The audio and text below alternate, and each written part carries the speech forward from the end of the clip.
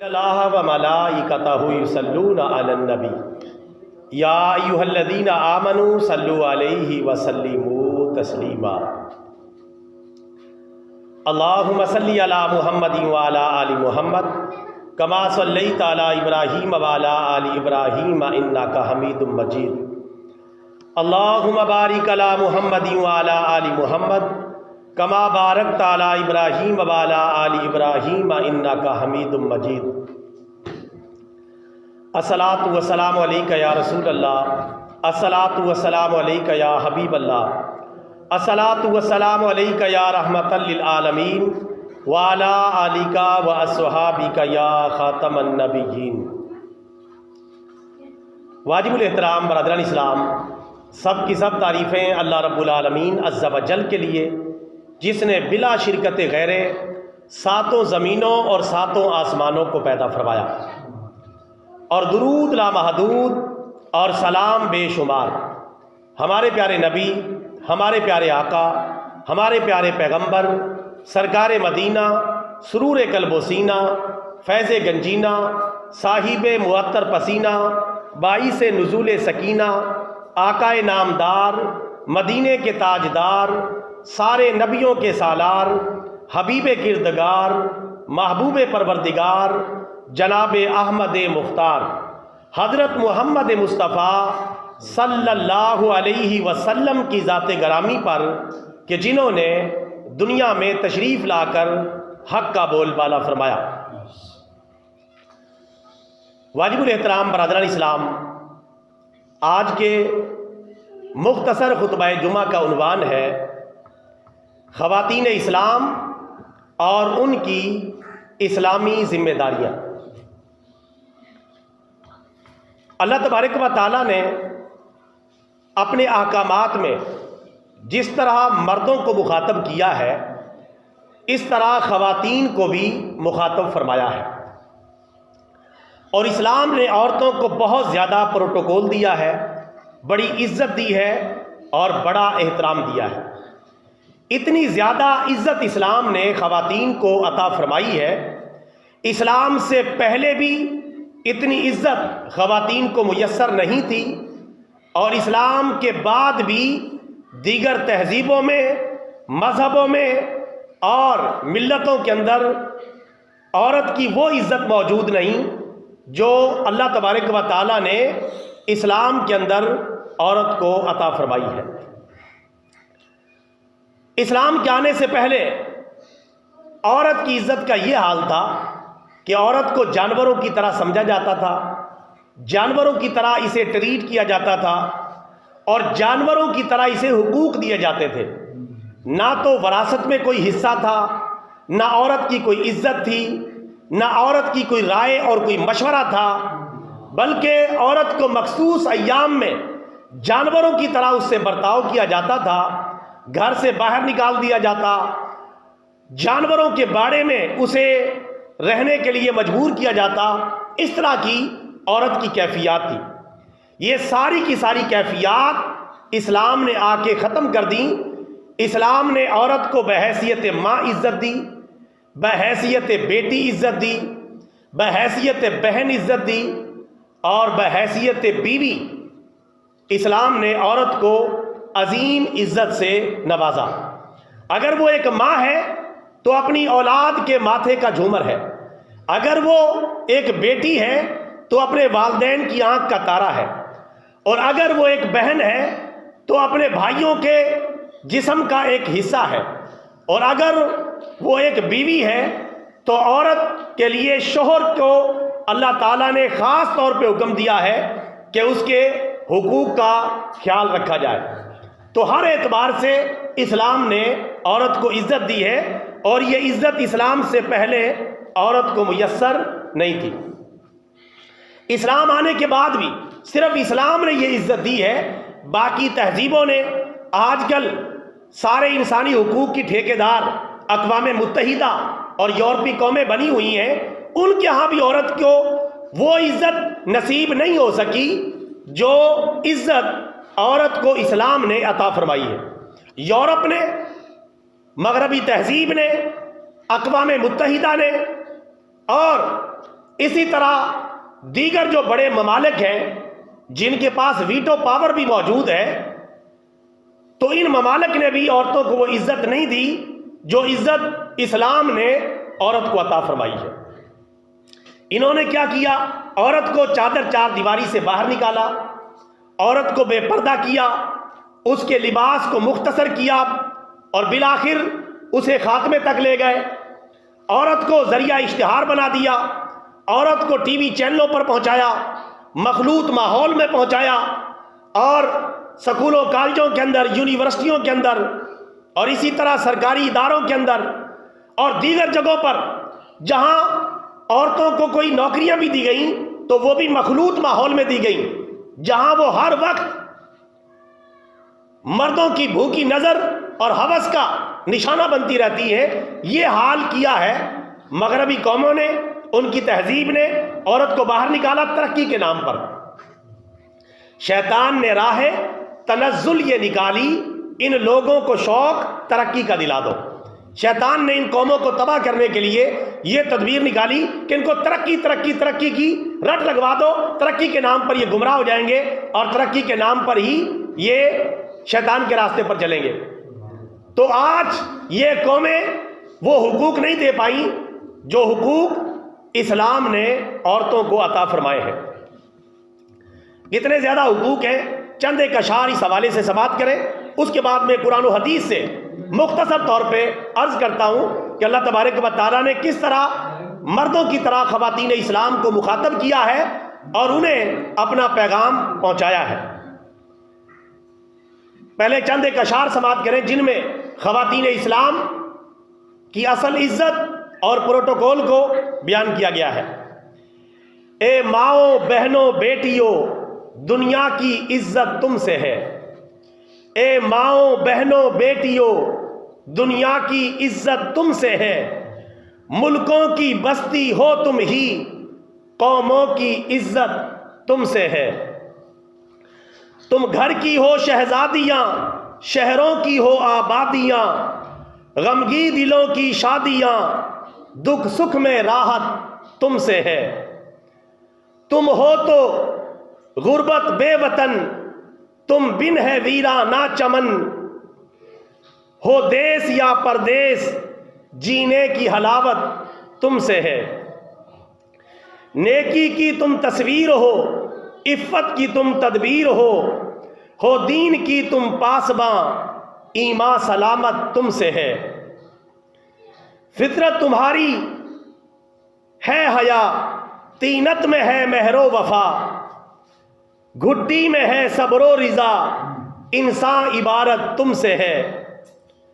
مونس ہو خاوندوں کی تم، غمخوار فرزندوں کی تم بن ہے گھر ویران سب، گھر بھر میں برکت تم سے ہے۔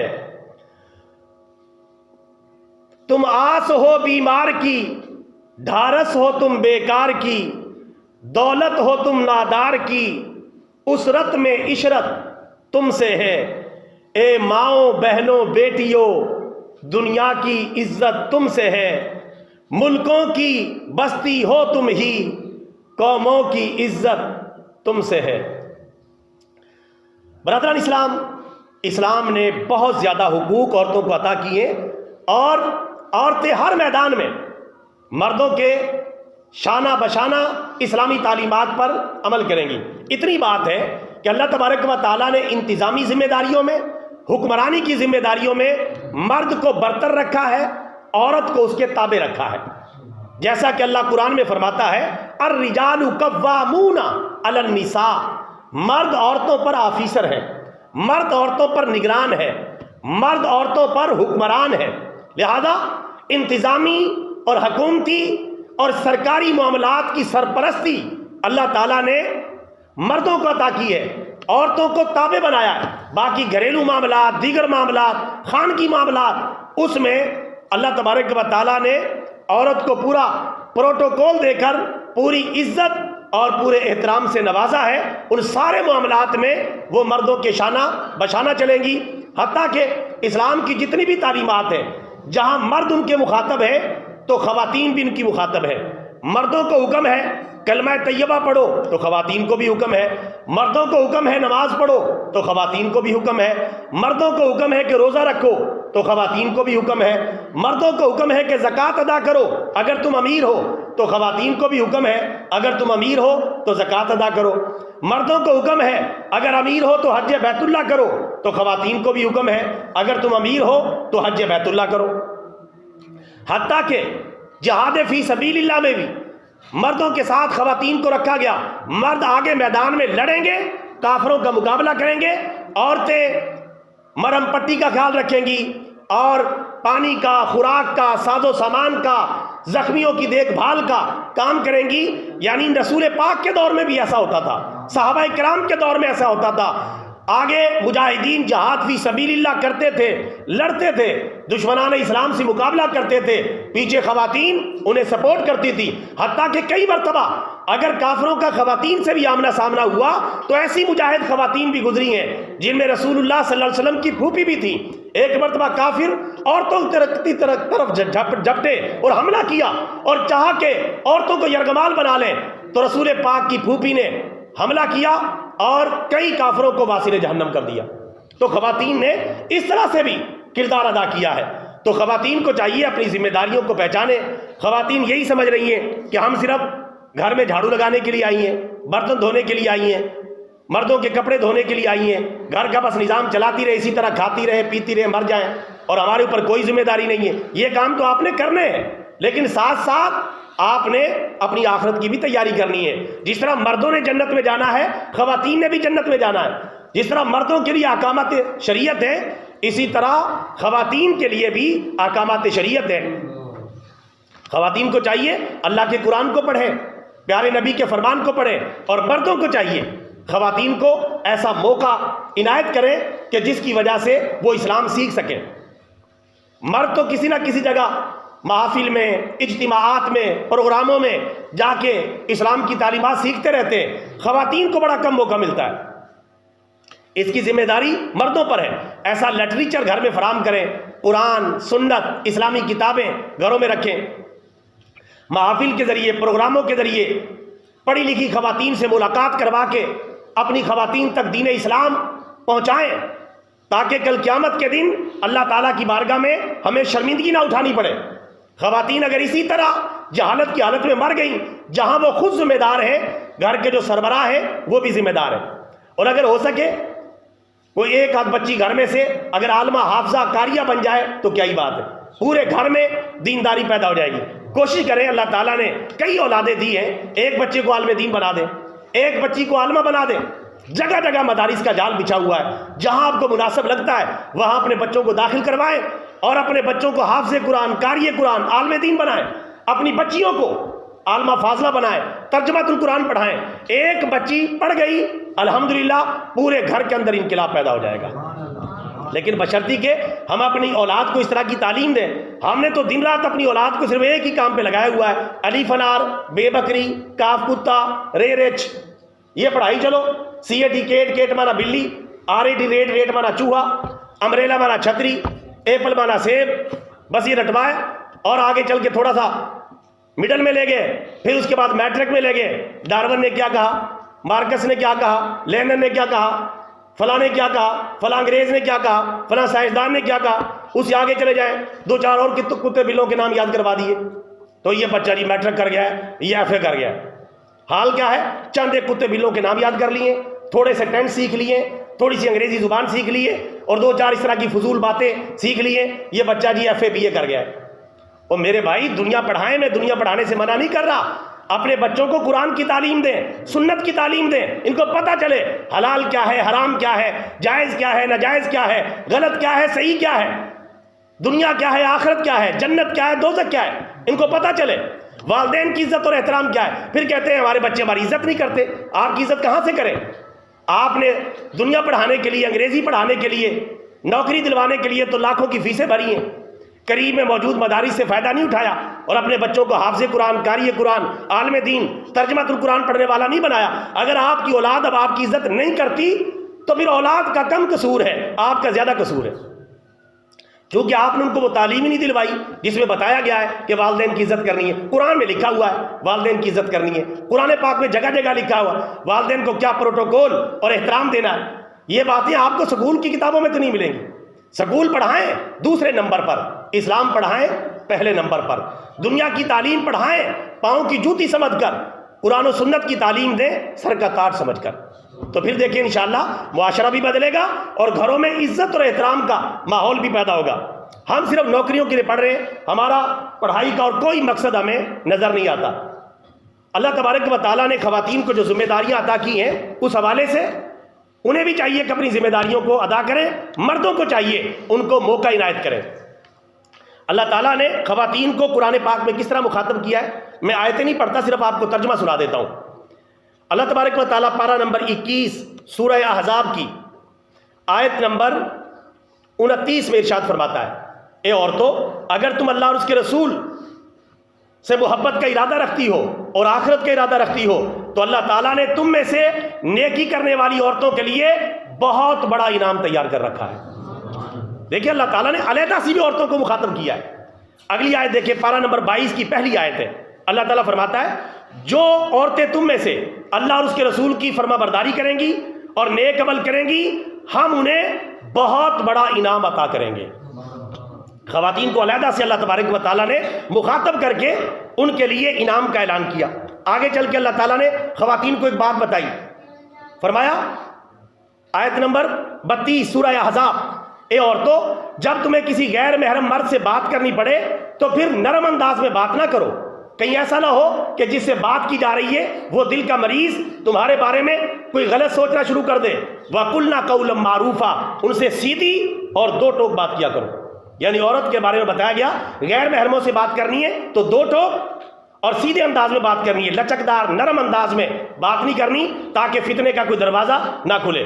اسلام جو آواز کے بارے میں عورت کو یہ تلقین کر رہا ہے, تو جو عورتیں سکولوں کالجوں میں مردوں عورتوں کے ساتھ کٹھی پڑھ رہی ہیں, دفتروں میں کام کر رہی ہیں, فیکٹریوں میں کٹھی کام کر رھی ہیں, جہاں بد نظری بد نگاہی سر عام ہو رہی ہے اور کتنا گناہ پھیل رہا ہے, سب لوگوں کو پتا ہے, جنہوں نے مخلوط ماحول دیکھا ہوا ہے انہیں پتا ہے کتنا گناہ پھیل رہا ہے.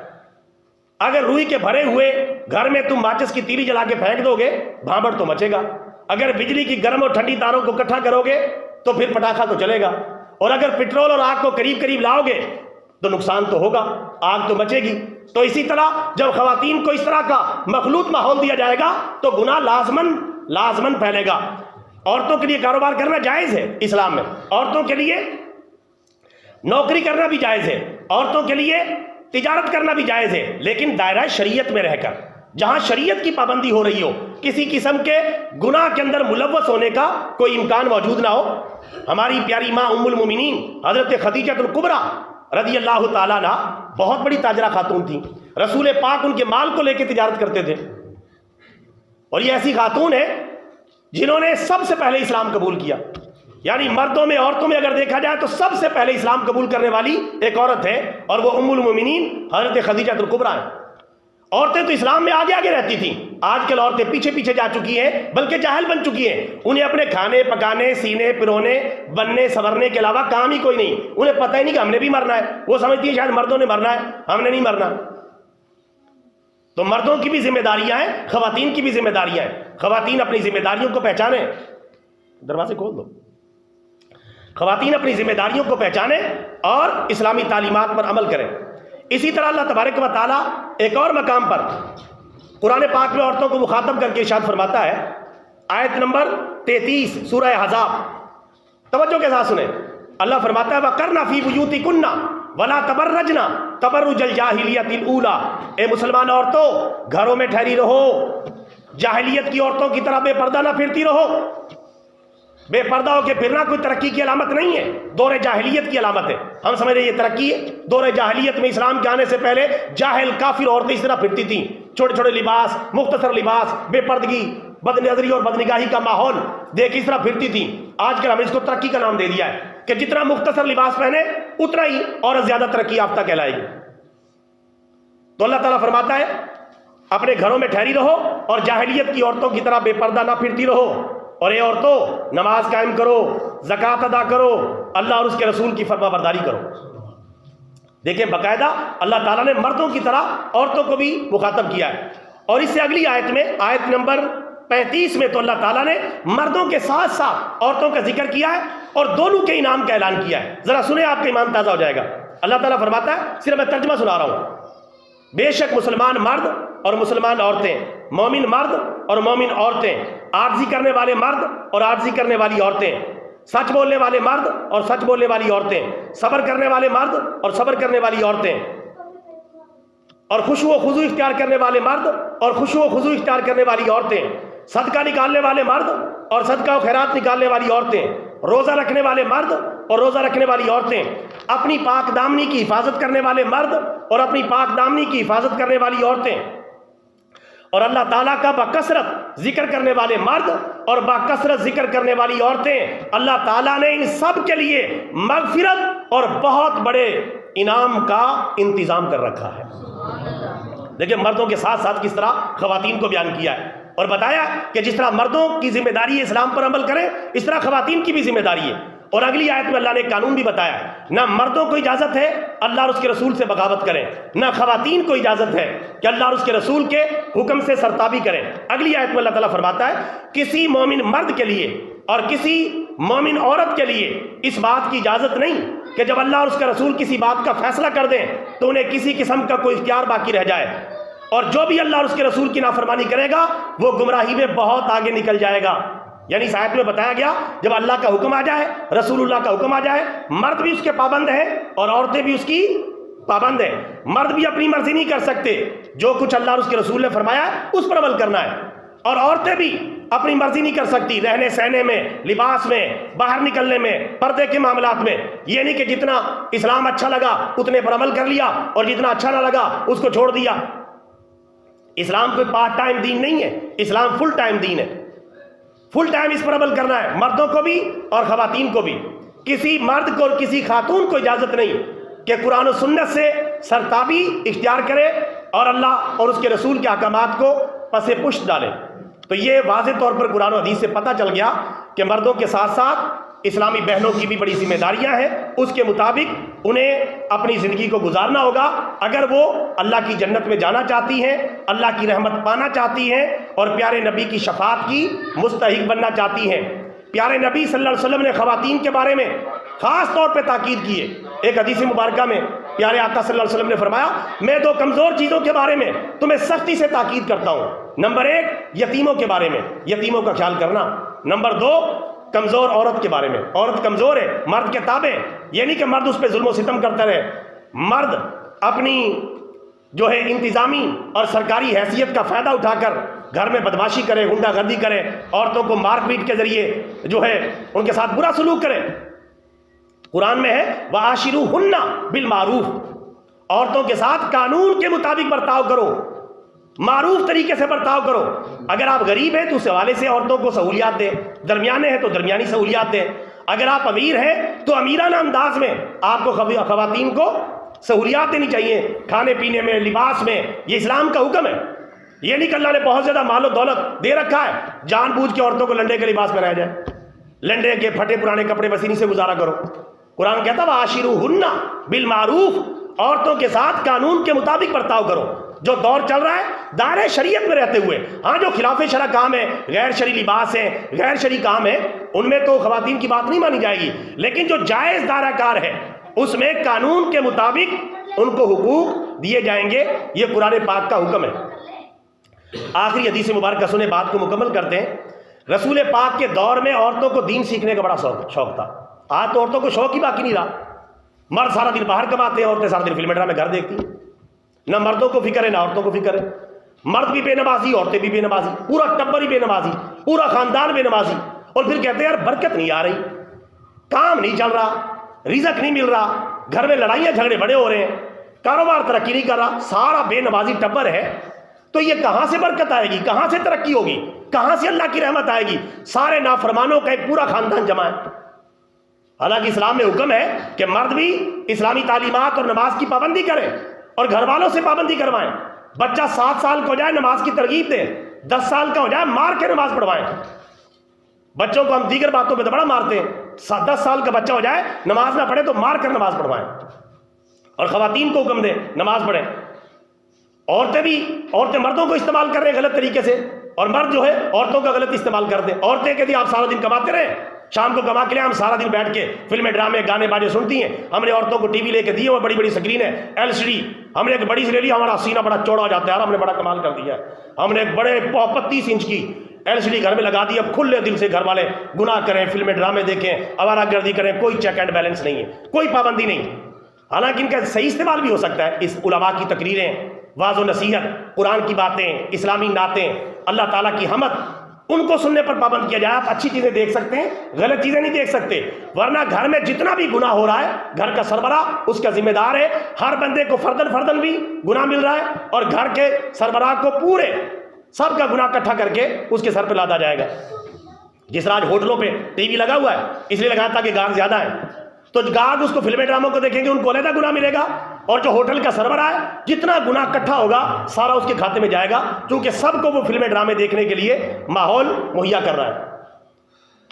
آخری حدیث مبارکہ سنیں. رسول پاک کے دور میں عورتوں کو اسلام سیکھنے کا کتنا شوق تھا. رسول پاک کے دور میں عورتیں شکایت لے کے آئیں، یا رسول اللہ آپ مردوں کو تو بیان کرتے رہتے ہیں، مردوں سے ملاقات کرتے رہتے ہیں، آپ مردوں کو ٹائم دیتے رہتے ہیں، یا رسول اللہ آپ مردوں کو بہت زیادہ موقع دیتے ہیں، وہ آپ سے استفادہ کرتے ہیں، وہ آپ سے علم سیکھتے ہیں، وہ آپ کی صحبت اختیار کرتے ہیں، دین بہت زیادہ سیکھتے ہیں، پھر اس پہ عمل کرتے ہیں، وہ ہم سے دین میں آگے نکل جاتے ہیں. آپ اندازہ کریں، آج کل میں نے دیکھا کسی خاتون نے اس طرح مسئلہ پوچھا ہو کہ مولانا صاحب ہمیں بھی کوئی مسئلہ بتائیں، ہمیں بھی کوئی دین کی بات بتائیں، ہمیں بھی کوئی اسلامی تعلیمات کے بارے میں بتائیں. مرد تو زیادہ دین سیکھ گئے. عورتوں نے شکایت لگائی رسول پاک سے، یا رسول اللہ دین میں مرد ہم سے آگے نکلتے جا رہے ہیں، ہم پیچھے رہتی جا رہی ہیں، ہمیں اسلام کے بارے میں بتائیں، اور ہفتے میں ایک دن ہمارے لیے مقرر کریں جس میں آپ ہمیں اللہ کی باتیں بتائیں، اپنی باتیں بتائیں، تاکہ ہم بھی عمل کرنے والی بن جائیں، ہم بھی اللہ کی رحمت کی مستحق بن جائیں، ہم بھی اللہ کی جنت میں جانے والی بن جائیں. یہ پیغام لے کے آئیں. رسول پاک نے ان کی بات کو قبول کیا، بڑا پسند فرمایا، اور ہفتے میں ان کے لیے ایک دن مقرر کر دیا. ایک دن ان کے لیے مقرر کر دیا کہ ہفتے میں ایک دن خواتین سے آپ بیان فرمائیں گے، تقریر کریں گے، واعظ و نصیحت کریں گے، اور ان کو دین کی باتیں بتایا کریں گے. اس طرح شوق تھا خواتین کو. اور آج کس چیز کا شوق ہے؟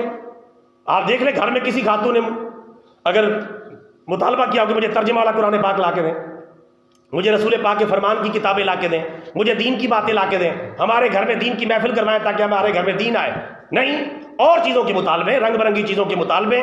اس لیے گھر میں خرچے پورے نہیں ہوتے. ایک خرچے کہاں سے پورے ہوں؟ ہماری ضروریات اتنی زیادہ بڑھ گئی ہیں. تنخواہ ہے 20,000، موبائل لیے کے پھر رہے 60,000 کا، قسطوں پہ نکلوایا ہوا ہے جیسے بہت بڑی ایمرجنسی ہو. تو ہمارے خرچے اس لیے مینٹین نہیں ہو رہے، ہم دین کے مطابق اپنے آپ کو لے کے نہیں چل رہے. انشاءاللہ مرد بھی اور خواتین بھی اپنے آپ کو دین کے مطابق لے کے چلیں گی، گھر کے خرچے بھی پورے ہو جائیں گے، ماحول بھی بہتر ہو جائے گا، اور انشاءاللہ ہم سب اللہ کی جنت میں جانے والے بھی بن جائیں گے. رسول پاک نے عورتوں کو جو نصیحت کی، ان میں سے ایک نصیحت یہ بھی فرمائی تھی. فرمایا کہ عورتوں، میں نے تمہیں بہت زیادہ جہنم میں دیکھا ہے، بہت زیادہ جہنم میں دیکھا ہے. جب میں نے جہنم کا دورہ کیا اور میں نے اس کا وزٹ کیا معراج کی رات، تو میں نے بہت زیادہ تمہیں جہنم میں دیکھا. عورتوں نے پوچھا یا رسول اللہ ہم کس وجہ سے زیادہ جہنم میں جاتی ہیں؟ آپ نے فرمایا 2 وجہ سے تم زیادہ جہنم میں جاتی ہو. نمبر 1 اپنے شوہر کی نافرمانی کرتی ہو، نمبر 2 ناشکری کرتی ہو. ناشکری کس طرح کرتی ہو؟ اگر تمہیں دنیا کی ساری نعمتیں بھی مل جائیں اور کبھی کبھار ایک آدھ چیز نہ ملے تو تم ساری نعمتوں کی نفی کر دیتی ہو، کہتی ہو ہمیں تو اس گھر میں کبھی سکون ملا ہی نہیں، ہم تو جب سے آئی ہیں ہم نے تو کبھی اس گھر میں آرام دیکھا ہی نہیں، سہولت دیکھی نہیں. اور خواتین سب کے اوپر سہاگا پھیر دیتی ہیں اور سب کے اوپر پانی پھیر دیتی ہیں. فرمایا کہ ایک تو تم ناشکری کرتی ہو اور دوسرا اپنے شوہروں کی نافرمانی کرتی ہو، اس وجہ سے میں نے تمہیں بکثرت جہنم میں دیکھا ہے. اللہ تعالیٰ سے دعا ہے اللہ تعالیٰ ہمیں بھی، اسلامی بہنوں کو بھی اسلامی تعلیمات پر عمل کرنے کی توفیق عطا فرمائے. وآخر دعوانا ان الحمد للہ رب العالمین.